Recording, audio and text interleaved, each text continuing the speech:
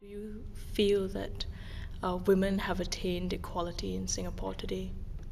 When you say equality, equality of what? Education, job opportunities, equality of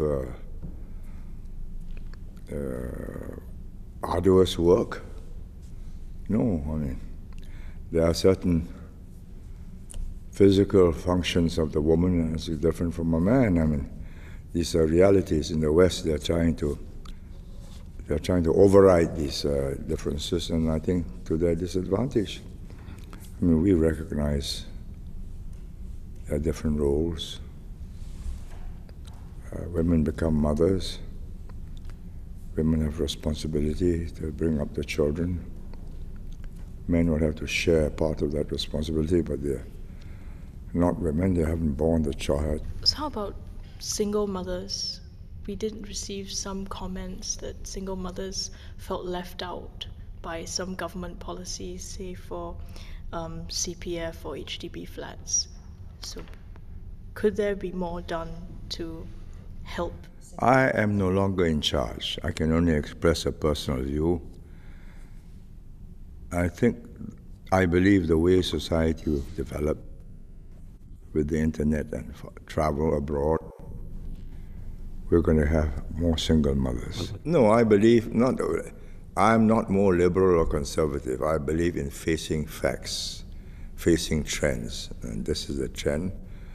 No, it's not a lifestyle. You can read the books you want, I mean, all the articles.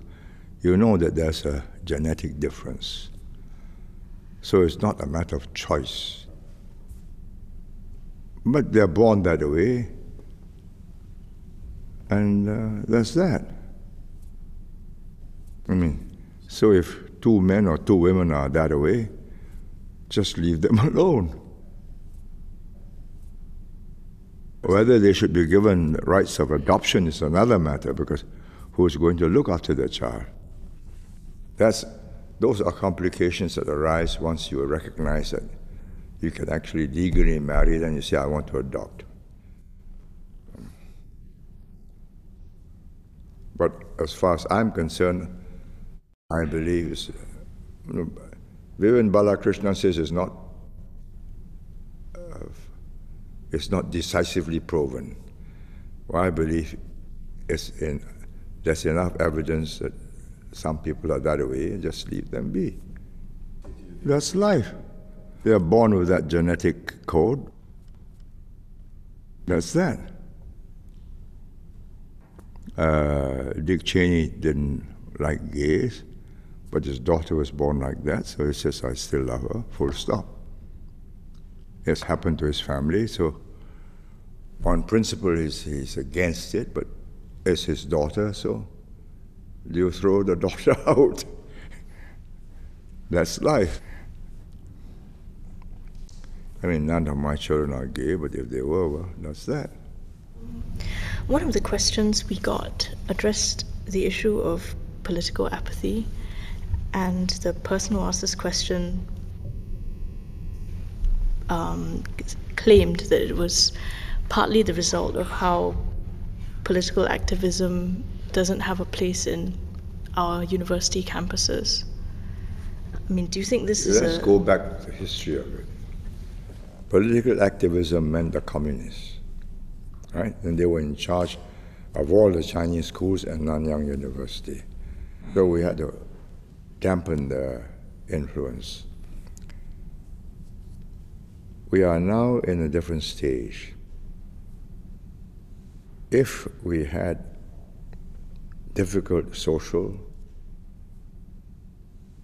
educational, and employment conditions, we're going to have political activism all the time, as you have in Thailand, or now in Malaysia, or in Indonesia.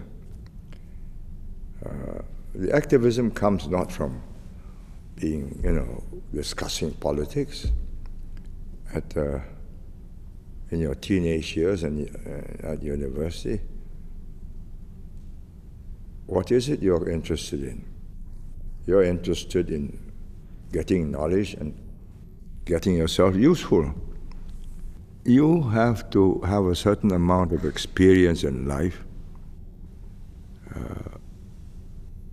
to understand the difficulties people face, large groups of people face in life, and then you become an activist.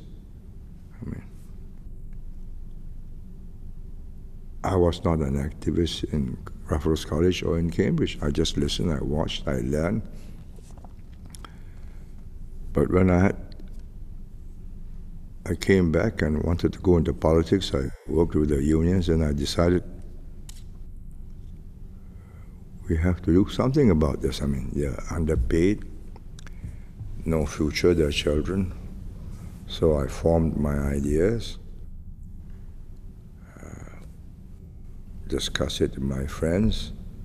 Hence we had the Women's Charter, full education in schools for everybody. And we were facing real problems. Not theoretical ideas about, socialism or conservatism or state ownership or private enterprise. These are real problems. We had a small country. We have a small country. We need national service to defend the country. So the first thing that came to my mind is, unless they have a stake, why should they fight and die for Wee Cho Yao's bank or Lee Kong Chian's sons and their homes and their shares? So I worked out the scheme, CPF, HDB flats sold below market price. You can't sell it for 5 years, and we know that it'll go up in value. So everybody now in Singapore has a stake. Well, of course, what are you going to change in Singapore? I ask you, what do you want to change in Singapore? Fundamentally,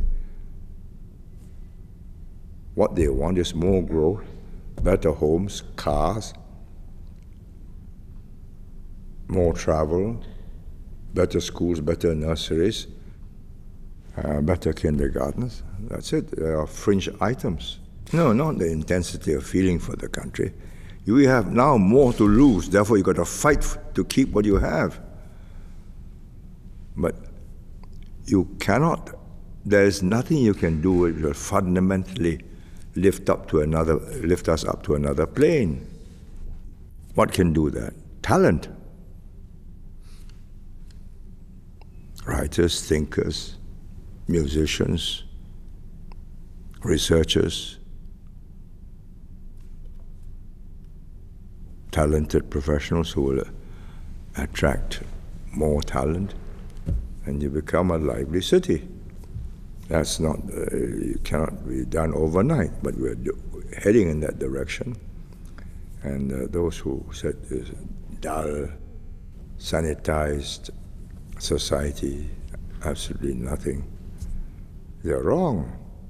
We had, first things first, we've done it. Clean, green, law and order. Now it's your IRs, bar top dancing, bungee jumping, reverse, whatever it is. If I can put the question another way, why should a young person enter politics today? What is there to fight for? What matters? You got to fight for what you have, right? If you lose what you have, and you become like the Philippines or Malaysia or Indonesia or Thailand, you've got a lot to lose, haven't you? To preserve what we have, we need talented, robust, committed people in charge. Look, we've been through a very serious crisis because we built up reserves, because we've got thinking people, a thinking cabinet, a thinking prime minister, finance minister, Lim Swee Say, NTUC. They worked out the scheme. So 9 months into the crisis, there's no panic. Question now is, how long do we carry on with this crutch? Employers and trade unionists wanted to carry on forever. But you can't. You got to, in the end, you got to restructure and reorganize your economy, right? The jobs that have gone away are not going to come back. So you've got to retrain. You do new jobs. And you've got to face up to it. They will get interested in politics the moment it hurts them. The moment the shoe pinches, they'll be jumping around. The unemployed, they'll get interested in politics very quickly. They'll vote for the party that says, I'll get you re-employed. I don't believe in love at first sight. I think it's a grave mistake. You're attracted by physical characteristics and you'll regret it.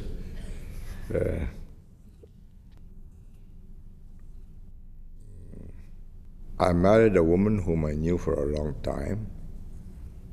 I had no interest in her when she was a student at Raffles College with me because I was too young and preoccupied with my work. But she told me later that she was interested in me. But during the war, I was making gum mucilage. So Young Yuk Tin was the chemist. So one production was my home, the other production was his home. And so I went to see, and there she was, and I said, oh, there was time on my hands. I was cycling, so I said, oh, she's a nice girl. So we became friends.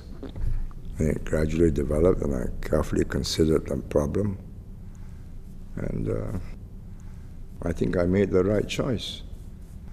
And with every passing year, we adjusted to each other until now. Even our habits become the same. That's life. Your secret marriage in Stratford? She's an old-fashioned girl with an old-fashioned family, and so was mine. So we did not want to have an illicit liaison, and it would be wrong, so we got married. But she was on scholarship, and my tutor would not have been very pleased to hear that I've got married. So we just kept it quiet. So she wore the wedding ring on a chain. All that I could afford was a platinum wedding ring. I think it was the right thing to do. But these days they say, what? I mean, I read, and then, was it your paper that reported that they did a poll on the teenage boys and girls now? More than 70% have already active sex by the time they're 14, 15. Or whatever it was. I mean, I don't think that's a good idea. I would be very sorry to see my grandchildren or my granddaughter do that. No, I mean, after a while it becomes just a physical commodity, that's all. It doesn't make sense to me. I can't answer that question. All of them are favorites. But I would say the most likable fellow is my disadvantaged grandson. He's turned out very polite, well-spoken, well-behaved, quite unexpectedly, because I used to take him around. His mother died within a month of his birth. So my wife and I used to take him walking around the Istana at night. And we were very worried because he did strange things. When we changed the route, he would cry and knock his head against the ground.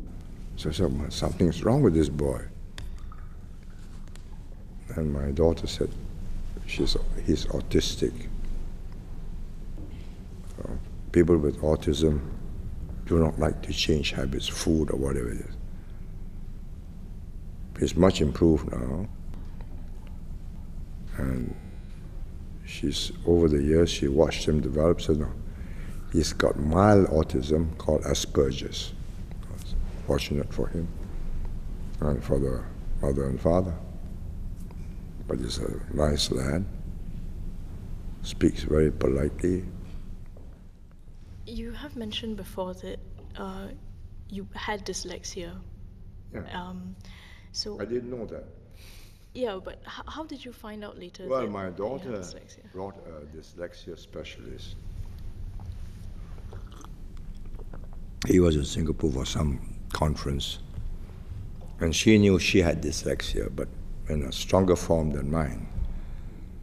So she's seen some of my spelling mistakes, so she suspected that I've got dyslexia. So he brought him to see me in the office, and he put me several questions, asked me to spell out certain words. So he says, "You've got mild dyslexia." But I went through life, I think I was already 50 plus or 60. I overcame it. I should have come to that conclusion that something was wrong when I did a course in speed reading, and I did not succeed. And it's not because I'm stupid, because I usually have to run my eye back to make sure that I got the right word. So that slows me down. But because I read more slowly, I read only once and it sticks. So there are compensations. The important thing is not to be discouraged and feel I'm disabled. No. Leonardo da Vinci was dyslexic, so what? He was a great artist, sculptor, thinker. So I'm not comparing myself to him, but if he can overcome dyslexia, fortunately I overcame it without my knowing it.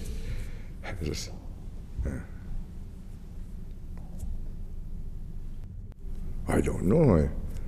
My grandchildren probably think I'm too strict. No, I don't. I'm not a mythological figure. I don't know what they think of me or what. And anyway, it's not relevant. I'm no longer a central player in politics.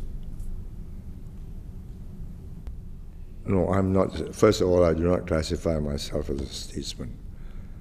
I put myself down as a determined, consistent,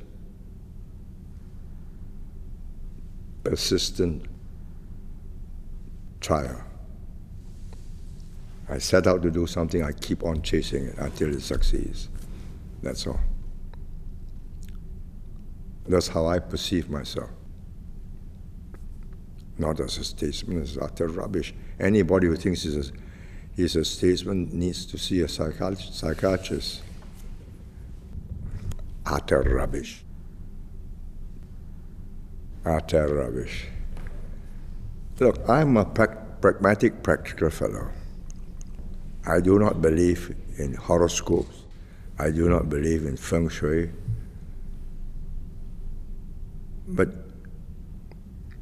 I'm not superstitious about numbers, but if you have a house which other people think is disadvantaged feng shui in numbers, and when you buy it, you must consider that when you resell.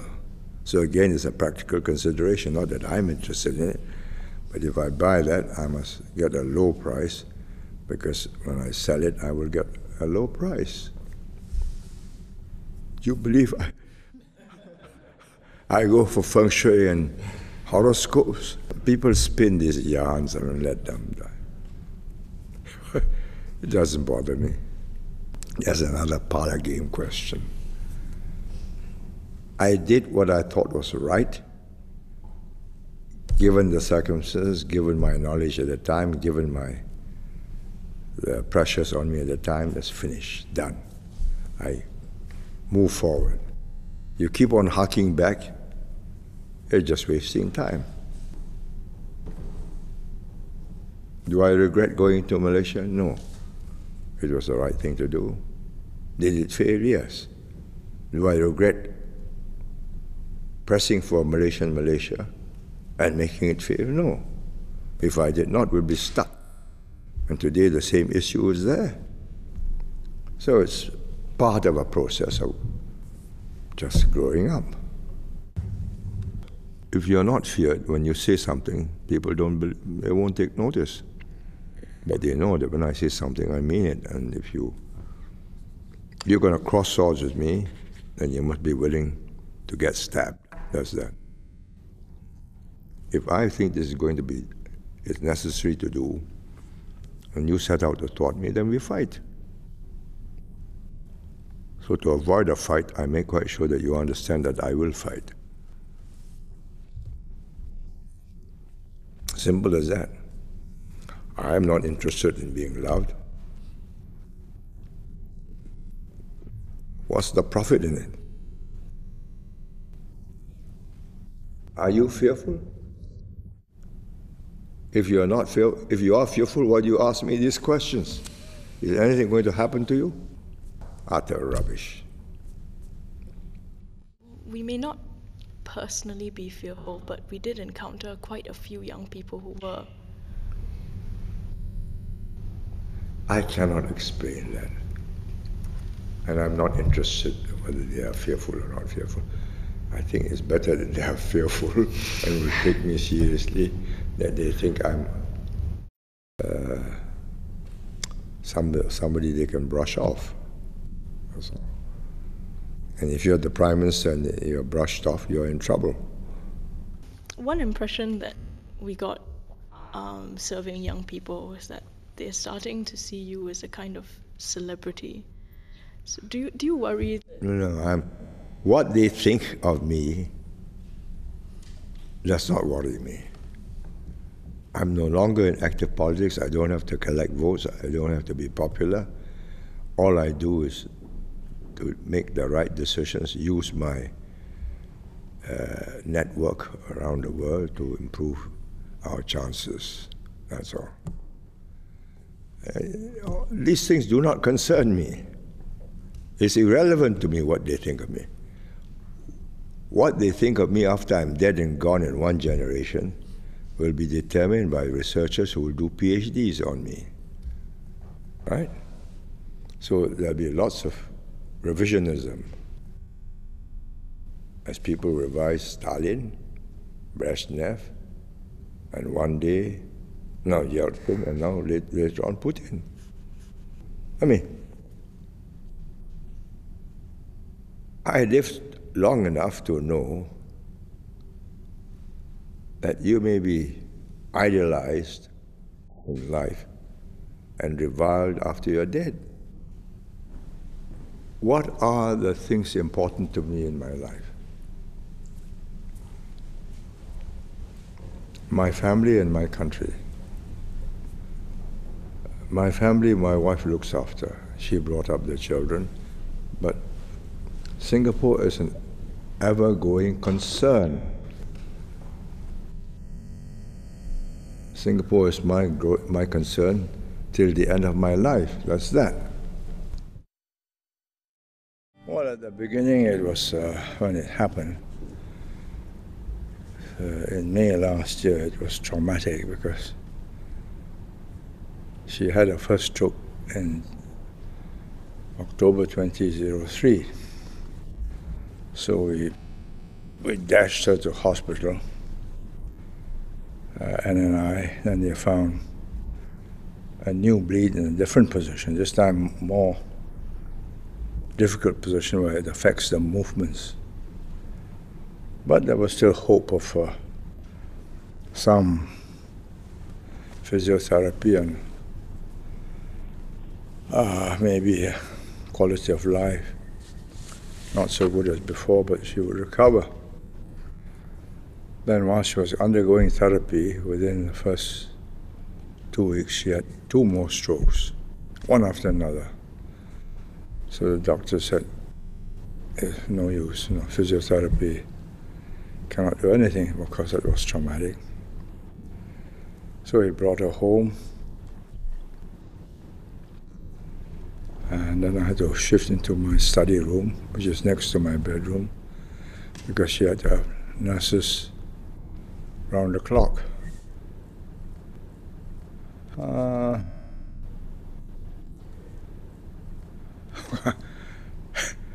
Trauma meant I could not sleep and all sorts, so I developed heart flutter and all sorts of problems, which may have come on a few years later, but came on earlier because of the stress. And after a while, mentally you adjust yourself. I can do nothing. Doctors can do nothing except good nursing. So I've resigned myself. So have my children. And she's gradually losing more and more faculties. I think must have been more minor bleeds. So now she's got cognition, but she can't speak. So that's life. We can't choose how we go. I mean, it's a difficult way of going, but life's like that. And I've sort of adjusted and accepted the inevitable. A doctor say, even though you expect it when it happens, it's still a blow, but I can only wait and see. And I've mentally sort of prepared myself. It also reminded me of my own mortality and how quickly it could change in the flicker of a second if there's an internal bleed. But that's life, and now I'm on. I cannot choose how I'm going to go, so I just carry on my life. That's that. If you start thinking about it, you'll go downhill. Just every day is a bonus, just carry on. Well, I'm the one she recognizes most. I mean, the moment she hears my voice, she knows it's me. I mean, 62 years together, I mean, which makes it more difficult, because I think for her and for me, because there's full cognition. Because when I tell her, look, our daughter is in hospital with some problems, I mean, she suddenly was alert and listening to it. So there's cognition. But the hours of cognition, less and less, because she's sleeping more and more. Energy levels go down. But I've adjusted. But there'll be another adjustment when she finally isn't there. Then this big house will be empty. So, but that's life, I mean.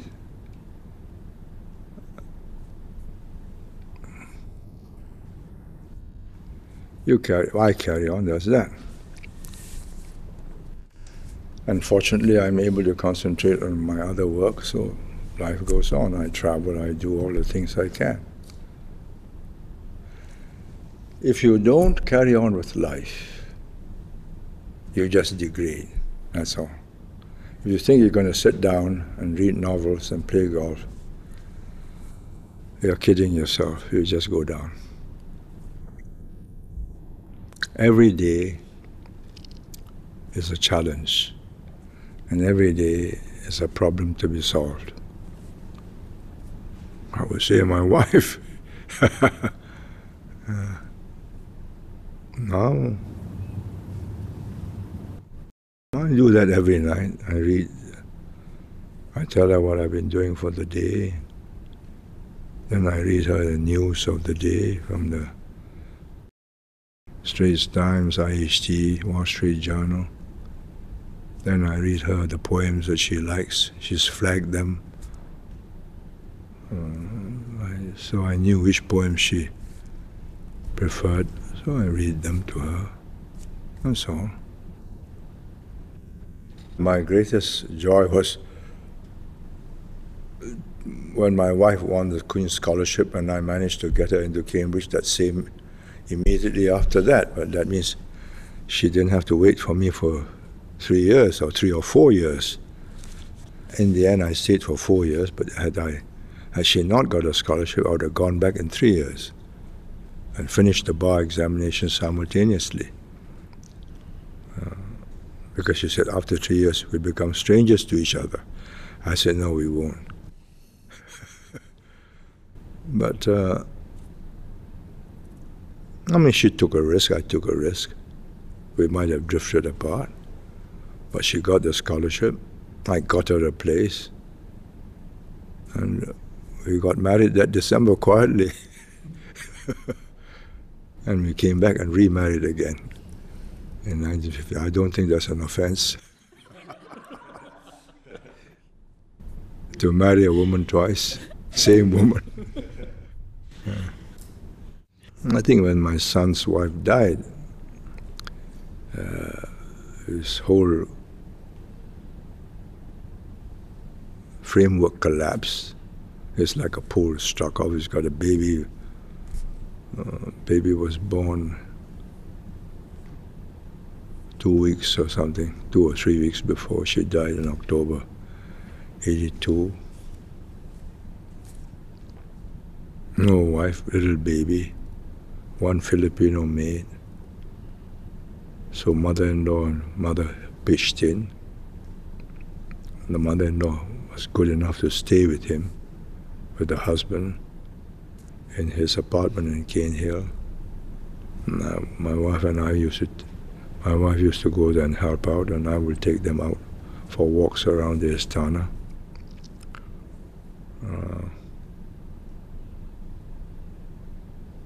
The first year was very troubling. I mean, he was in a daze. I said, look, you got to face facts. You can't all the time be grieving. I mean, but I said, at the end of the day, you got to move on. I mean, move on means you got to find a woman who will marry you and accept these 2 children. And he found his own acquaintance. And Ho Ching was in the defense ministry in the cipher department, so he was in computers. He was also in cipher for some time. And I suppose they must have redeveloped the friendship.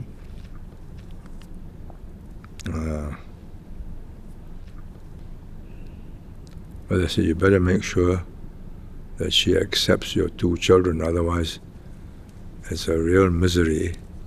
You'll be sad, your mother will be sad, I'll be sad. So I think Ho Ching came in fully aware that that she's walking into a family, that's all. And in fact, she's leaned over backwards. I think first of all, we accommodated each other. I mean, until in the end, there were few things which we fundamentally disagreed on. There were nothing we fundamentally disagreed on.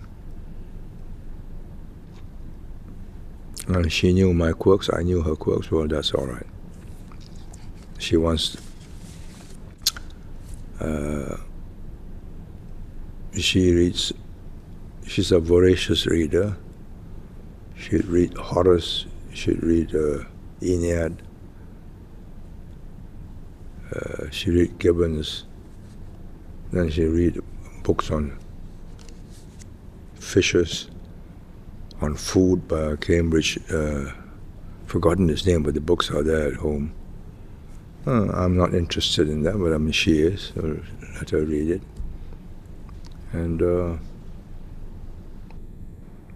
I'm interested in what I am doing, but like my memoirs, I would send it to her, and she would simplify it, because as a conveyancer, she's very particular about the meaning of words. They should be clear, they should be simple. And as a result, she's now influenced my writing style. I used to write convoluted sentences, the way I speak.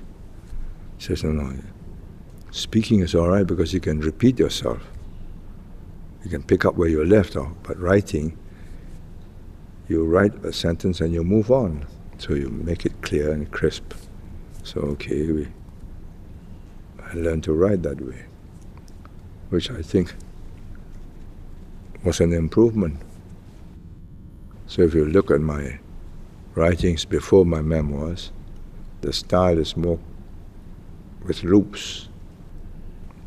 But she cured me of that loop. She says, no, you want this to be read by the O-level students, you make it simple, straightforward. Don't use multi-syllable words when you can use a single syllable word, which is what Gao has suggested or advised. I said, okay.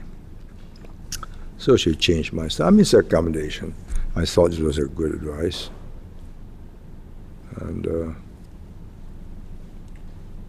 one of my doctors told me, I read your book. I found it very simple. So I thought, she succeeded.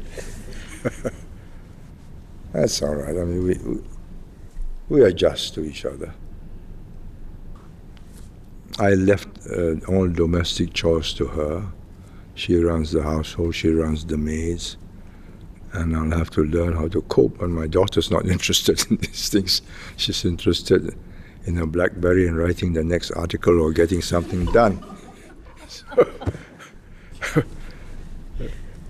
Her idea of cooking is to take something and put it in the microwave.